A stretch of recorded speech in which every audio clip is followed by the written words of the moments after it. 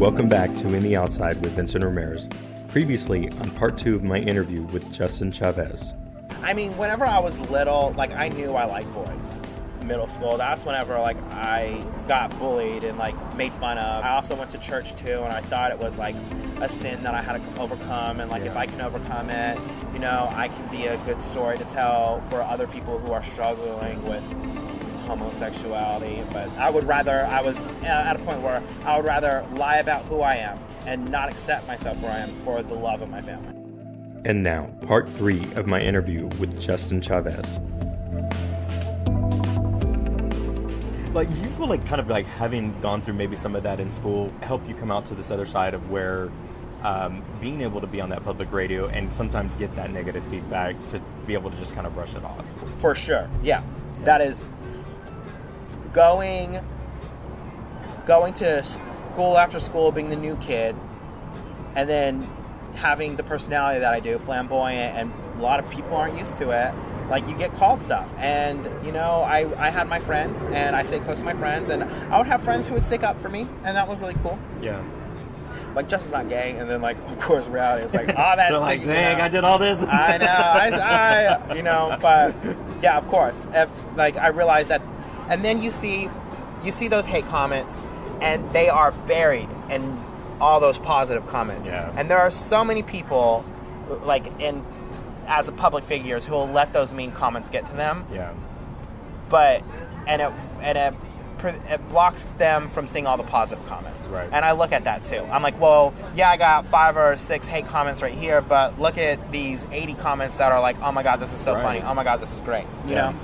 And also, it's great engagement for social media. So whenever they're hating on me, you got people defending me, or you got people who are joining the bandwagon to hate me. Yeah. And if anything, that like increases engagement. It helps us sell more to get businesses to want to post on our social media. Yeah, because people are involved and they're, you know, the audience is they're listening. They're listening. Yeah, that's so true. No, what advice maybe would you give to anyone?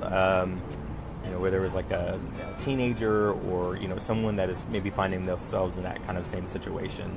Or if you could even look back at yourself, right? Like who you were then and who you are now, and what kind of advice would you, better yet, what kind of advice would you give yourself?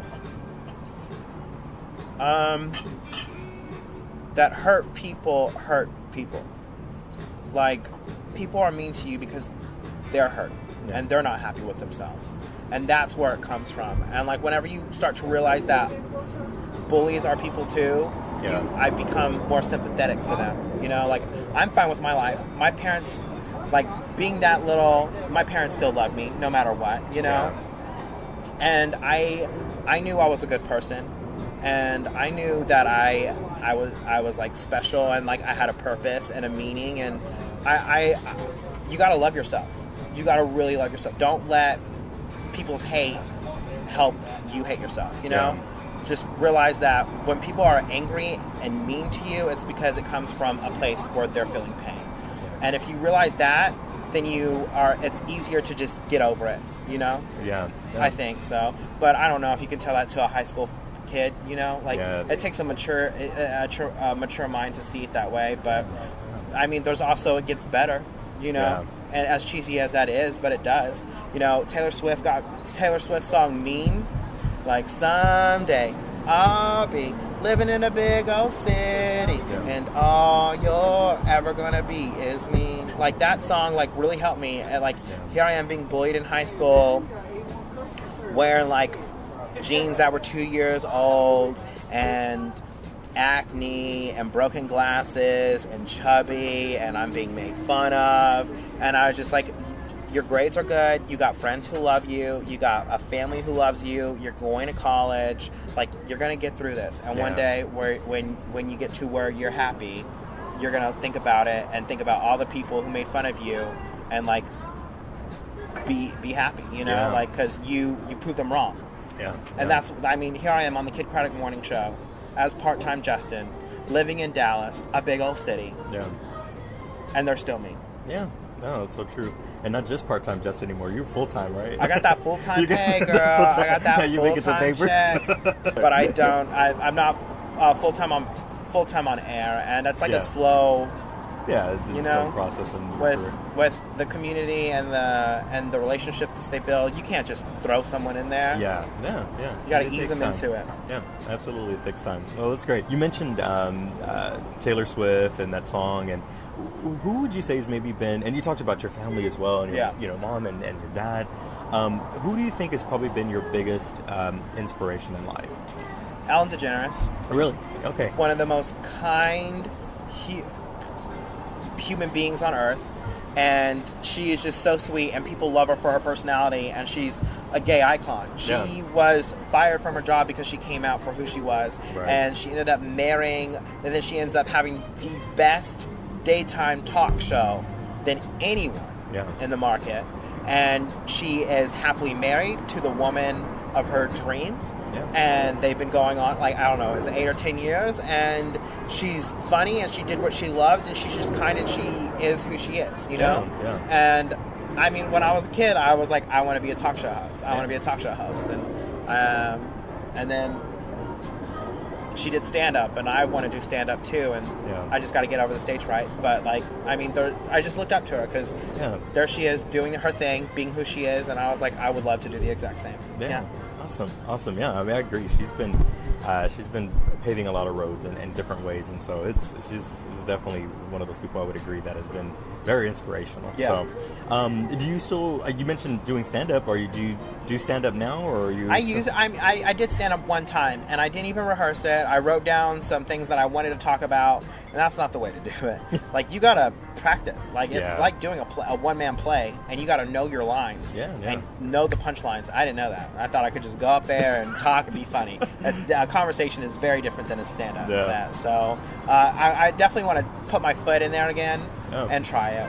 But, like, right now, I'm so passionate about alcohol. So I'm making my own cocktails. Oh, is it really? And I'm trying to flip bottles and, like, do, maybe be like a personality bartender. I think that would be cool. I also want to, like, be like a hip hop instructor. It's not like things that I want to do after I leave the show. These are things that, like, little hobbies or, like, talents or tricks that I want to pick up as like I'm doing this. Yeah, just other aspects of your life and things that just, I mean, I imagine just like anybody and probably your castmates, maybe you kind of get kind of capsuled into, like, oh, this is who this person is. So you kind of, not typecast, but there's a life outside of the radio, right? Let's be honest. You still got to go and pay bills and, do other stuff. Have a life, like, you talk about your life, but now you got to go live your life, and I mean, you can't talk about what you saw on Netflix every day. You got to go find something to be passionate about.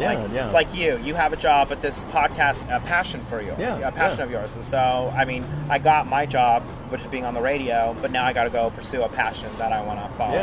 Awesome. Oh, I'll look forward to taking a hip hop class if you start teaching one. Do you dance? not dance. Have really, you taken Zumba? I've taken Zumba classes. Yeah. So. A little salsa, I like it. It's just, it's always awkward. I don't know why. It just feels awkward.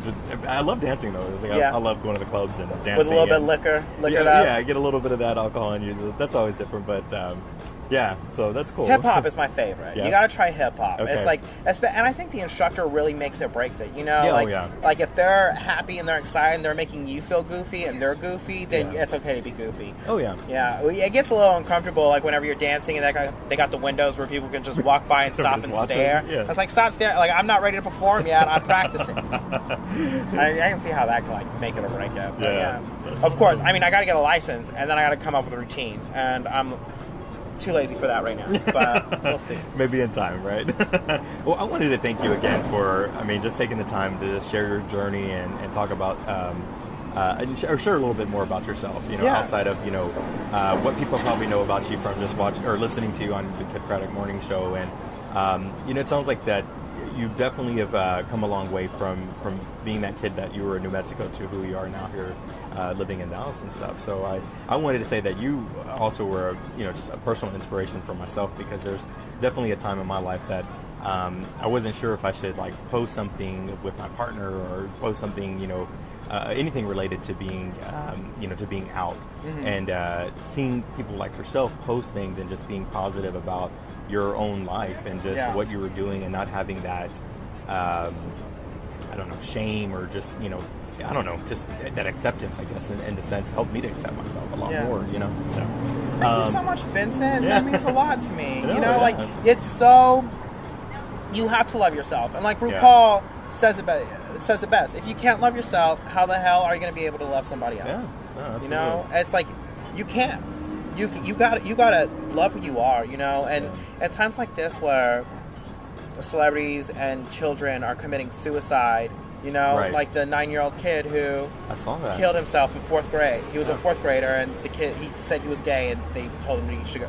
It's so sad. It is horrible. And you know, you got to we as a society and as people, like we have to preach love yourself and love others. Like that. I mean, if you took the Bible and just put it in those 2 sentences, that's what it means. You know, love yourself, love others.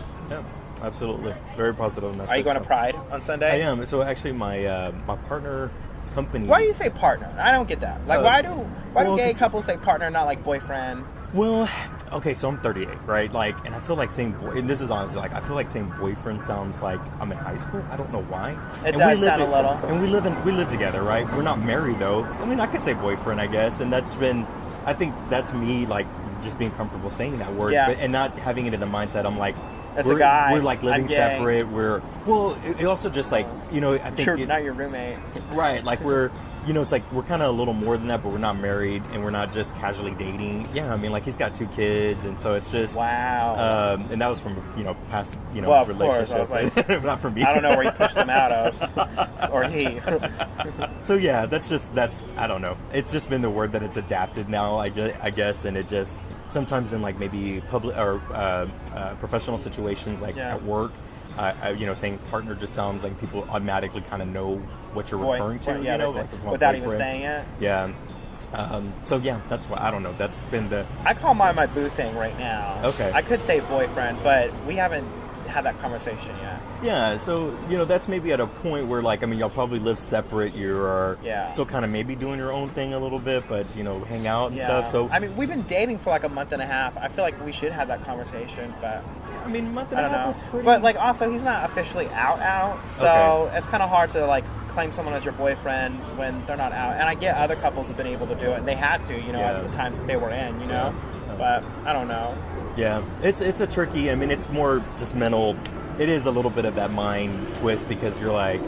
I mean, he is my boyfriend, it's not, but we live together. One day we'll get there. Like, we're not that far from a day where it's okay, where like, where you don't have you're to gay, okay, guess it or think about it, Or we don't have to come out, You don't have to, like, reveal that you are gay. You just, when you're little, you say it and people just accept it. Yeah. Do you find that it's still, even now, like, still a coming out process in terms of, like, to different people? Like, do you... No. Once, like, because... Now that I'm publicly out on the radio, like, and the way I talk, I mean, my sexuality walks in the door before I do. So people already know, So it's not, and like, I love to like let people who are new to meeting me talk about being gay. Like, oh my God, that guy's so hot. Or, me and the guy that I'm dating, I want them to know. I want you to know because I don't want you to ask. Yeah. And I want people to know who I am, you're going to remember me. Yeah. Nice, very nice. Well, do you have a couple more minutes to do this random game called Would You Rather? Okay. Basically, it was just position questions. There's no right or wrong answer in them. So it's just to kind of get a little more insight into maybe how you think of things. I'll respond as well. So, and we'll just do a couple. So, would you rather have a 6-inch second toe or a 6-inch second toe or a 6-inch thumb? Ooh, wow. I mean, my toes are already ugly, and I don't know how you would fit the shoe on it. It's just one toe, not the other toe? Yeah, just have one second toe. One second 6-inch toe. I think I would have like a 6-inch thumb, just because it's out there and people can look at it. That way I don't have to hide it. I hate hiding things. I hate secrets too. Right. Like, I hate those. I would rather it be out in the open. That way I'm like, and my thumbs up would be great, wouldn't it? People would know. Yeah, you'd be the guy with that extra except unlucky my phone would be a little bit difficult, and taking selfies. But that could prove a little challenging. Yeah. What about you? I have to definitely for the toe thing because I'm like, I want to hide something like that. I don't want to be known. I don't want. Yeah. Yeah. Like, that was my first reaction, but I think I kind of agree with that. It's like, hey, you know, it's out there. What can you do? You know, like... That's something that you're going to have to reveal later to some people you feel intimate with. Yeah, it's very true. Yeah. So, but yeah, so my gut reaction was like, no, I want to hide that. Like, I will find some special shoes that will accommodate this toe. I know. Oh, that sounds gross, though. But it sounds really uncomfortable, right? So I don't have a toe fetish. Like, I'm not going to... suck on some toe. I mean, I would suck on a toe, but like, I'm not like turned on by it. I mean, but I look at them; they're pretty. Yeah. Okay. Here's the next one. All right. Would you rather be trapped alone in the mountains with no chance of hiking out, or be trapped on a deserted tropical island? Ooh. Deserted tropical island. Yeah. So but the mountains, I have people.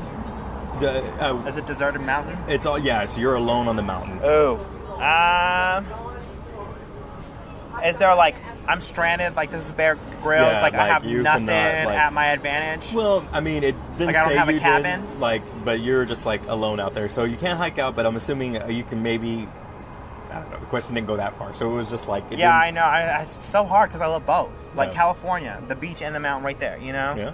But I feel like there would be a mountain on the island. You know, like a volcano. So the island. I'm gonna say the island. The island. Okay. Yeah. Well, there's a lot of spiders there. Like I don't like spiders.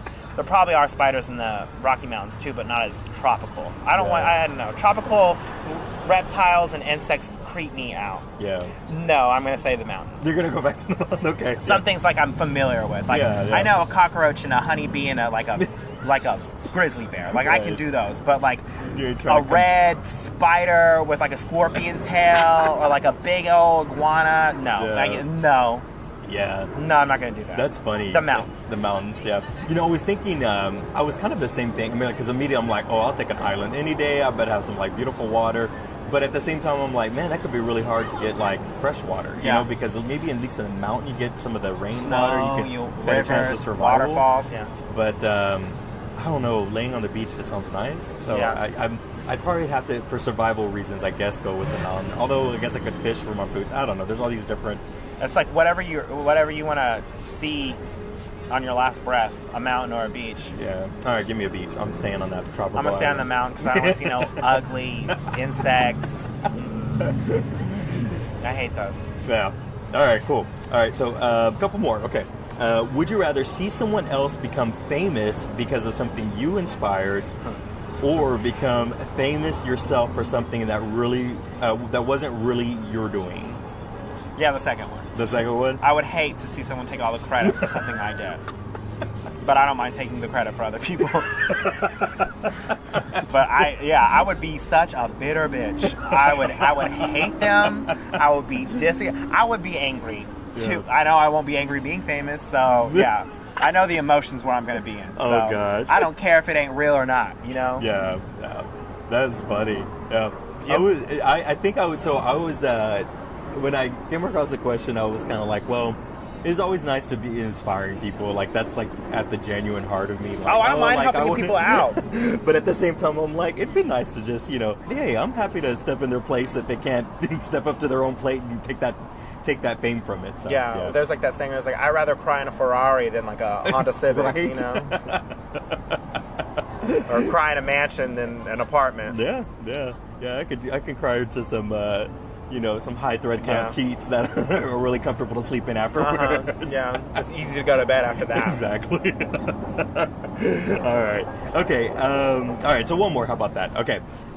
Would you rather testify against a defendant in a long, drawn-out legal proceeding and have your own name dragged through the mud, or let the defendant's wrong deed go untried and unpublicized? So basically, your option is like you're going to get drawn through the mud. You're like, whatever this case could be, it could be like some dirty stuff. Yeah. Or you could be like, oh, no, like untried, whatever. You avoid the whole thing, but they go on with whatever wrong punishment. They did. Yeah. Oh, but they're my friend, I guess, right? If could be anybody, you know, like if it's for a friend and it's something that I did, and an old hookup. How about that? No. Oh hell no. I'll go on with your life. I'm sorry, you made that mistake. But I'm being dragged into it, so I was definitely part of it, right? Yeah, I would. Yeah, I guess in this scenario you would have been. Yeah, so. And I'm either trying to help them. Man, that sucks. It depends on like if they're getting life or not. Prison scares me. I don't get how people can go watch Netflix about people in prison. Like, I get Orange is the New Black because it's a sitcom and it's funny, you know, but like hearing about these stories where people are in prison, it's just so sad. I was like, we have this whole life to live, this whole world to see, and crazy. People are spending the rest of it behind a cement block, you know, and that what kind of life is that, man? It's like it depresses me. Yeah, I'm like, you ever watch a show Locked Up on, like, I think it's like on MSNBC or something, and they just talk to like all these inmates, and it's kind of like not a reality show, but like no, definitely not. It makes you think about our criminal justice system. Thank God we have Kim Kardashian trying to help it out. We've come this far. We have. Kim K for president. There you go. Well, awesome. Well, that was really the last question I wanted to ask, and I again wanted to thank you very much for allowing me to sit down and chat with you and get to know you a little bit better and stuff. Yeah. Is there anything that you're promoting? How can people go and learn more about you? Yes, I have a podcast with one of the assistant producers of the Kid Product Morning Show, and he's a really good friend of mine. His name is Nick Adams. Okay. Our podcast is called Shut Up with an exclamation point. Okay. And it's basically just our lives, what's going on, funny stories, funny things that we found on the internet, and we're sharing it, our funny studies or interesting studies. Okay. And he's the complete opposite of me. He is very vanilla, like is straight, has a kid, a wife, you know, perfect little white family. They got a golden retriever. They live in the burbs. No, we just get along so well. And he's like one of the nicest human beings I've ever met, too. Cool, so, yeah. cool. And it's called Shut Up, and it has an exclamation point. Don't forget the exclamation point. Okay. And available on all the... Yeah, iTunes, wherever you get a podcast. Wherever you get podcasts, okay. Yeah, and then, you can follow me at Part-Time Justin if you want to. Okay. All right, perfect. All right. Okay, well, thank you very much. All of a sudden, I got, like, my throat just started itching. Oh, don't choke up. I know. Okay. It's been a couple of weeks since Justin and I initially sat down to talk. But since then, he shared with me that his relationship with his parents and family had greatly improved ever since coming out. He mentioned it was a little rocky at first, but his mom now inquires about his dating life and enjoys getting updates. He also shared with me that he can picture the day when he's having Thanksgiving dinner with his family and his future husband, all at the same table. It was really great hearing back from Justin, and we wish him the best. If you love what I'm doing at In the Outside Podcast, feel free to connect with me on social media or share your comments be it Facebook, Twitter, or Instagram.